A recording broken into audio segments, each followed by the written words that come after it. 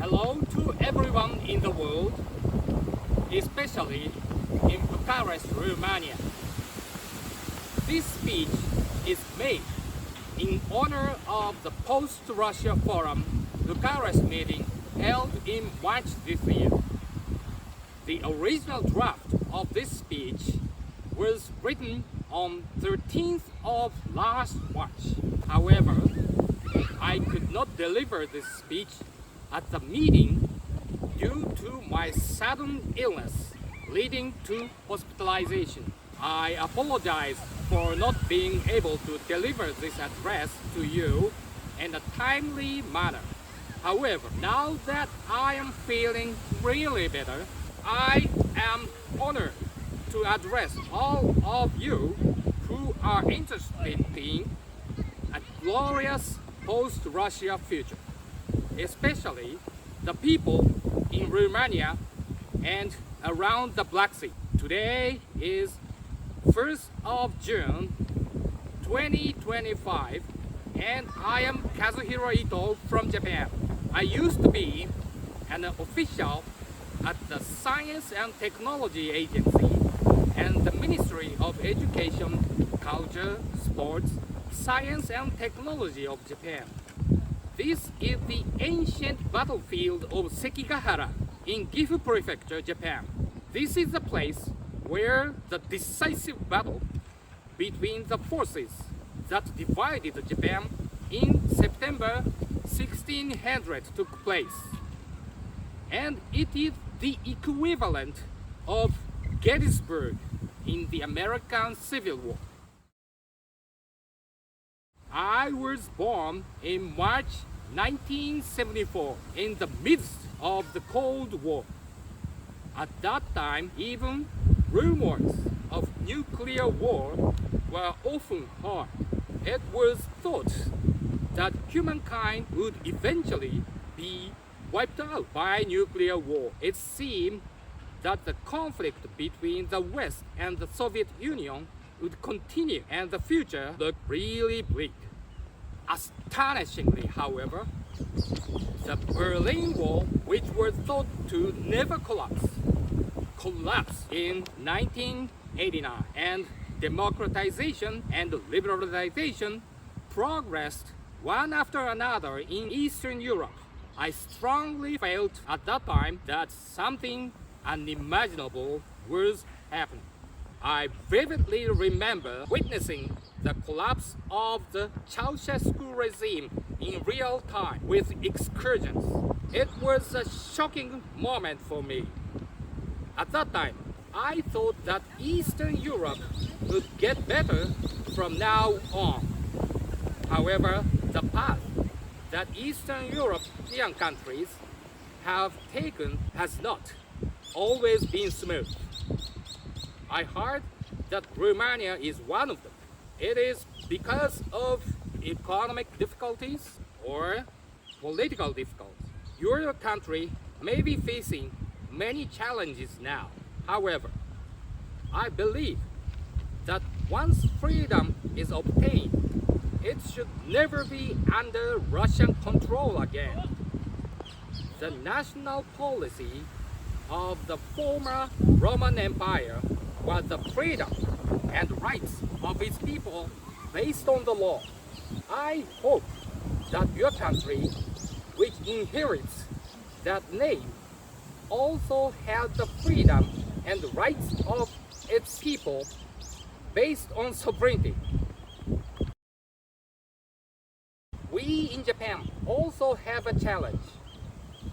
That is the northern territories, including Karafuto and Tsushima. I mean Sakhalin and Kuril Islands in Russian world, which are currently under Russian control and are preventing freedom and development. When Japan ruled Karafuto and Tsushima Islands, they were a treasure-like land, rich in resources and thriving industry.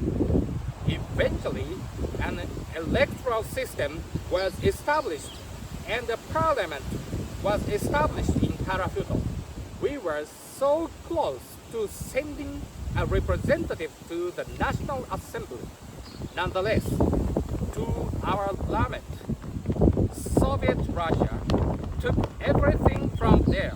Just like Crimea and Donbas today, the army invaded, property and robbed, and citizens were massacred, raped, and taken for slave labor. Sadly, now some of the citizens and children are taken away from Ukraine, which was also invaded, has been sent all the way to our land of Karahuto. And just like in Europe today, Russia has dragged in the dictatorial invaders around it, North Korea in Asia and Iran in the Middle East, and is still threatening us with its military and terrorism. Now is the time for Europe and Japan to join hands, and we must solve the various problems. At the same time, a new administration has been established in the United States, and its leaders are pandering to the invader Russia and are facing the rest of the world with policies that are completely loyal to their own desires in both politics and economics. Today, it is the people of Ukraine, Europe, and Asia, including Japan, who are becoming victims of this imperialist attitude. Let us look back at history. Just over a century ago, the Great War, the First World War, broke out. A fierce battle was fought between the Central Powers, which openly displayed an imperialist attitude, and the Allied Powers, the Entente Powers, which advocated peaceful trade. Japan, as one of the Allied Powers, based on the Anglo-Japanese Alliance, entered the Great War as early as 1914. The main battlefield was Europe, but Japan was not only responsible for replenishing the supplies of the Allied powers lacked, but also sent fleets to the Pacific and Indian Oceans to destroy the warships of the enemy German Navy. The bases for these fleets were Vancouver and Singapore in the Pacific, and Colombo, Aden, Durban, Cape Town, and Fremantle in the Indian Ocean. The Japanese fleet made a great contribution to the defeat of German warships, including the cruiser Emden, and protected the trade routes of the Allies at the Qingdao fortress, where the German army was holed up. The Japanese army fought alongside the British army and captured the fortress. Nevertheless, in one of the largest wars in human history, Japan's contributions were even more needed. So the Japanese Red Cross finally sent a team of doctors and nurses to Europe to care for and treat soldiers wounded in the field. At first, medical treatment was extremely difficult due to racial and language barriers. But perhaps the sincerity of the Japanese side was conveyed as both sides gradually got used to the situation, and it is said that the treatment and the nursing became increasingly effective.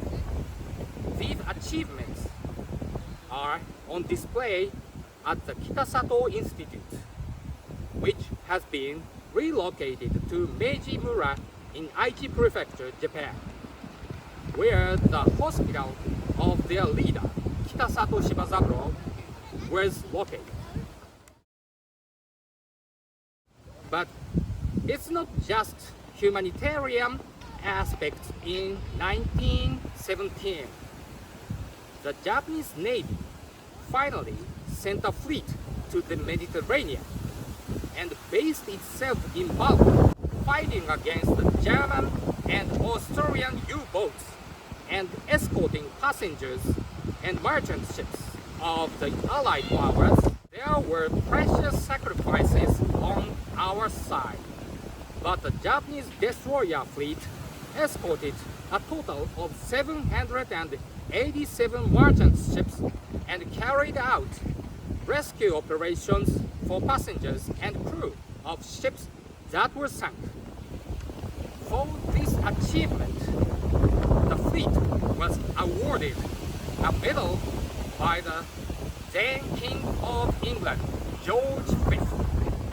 There were many circumstances, but in the end, the imperial states whose lifeline was cut off by this great war collapsed, and the nations of the European continent achieved independence, or, like your country, regained the territories where their compatriots lived. As these facts show, we will be able to join hands as in the past and get through these difficult times. Then we will be able to defeat the current evil empire, bring about the independence of the peoples of Northern Asia, something we were unable to achieve then, and recover our Karafuto and Tsushima islands, along with the many peoples who are now held captive. May we have independence and freedom. May all captive lands and people be liberated. Glory to Ukraine. Slava Ukraine.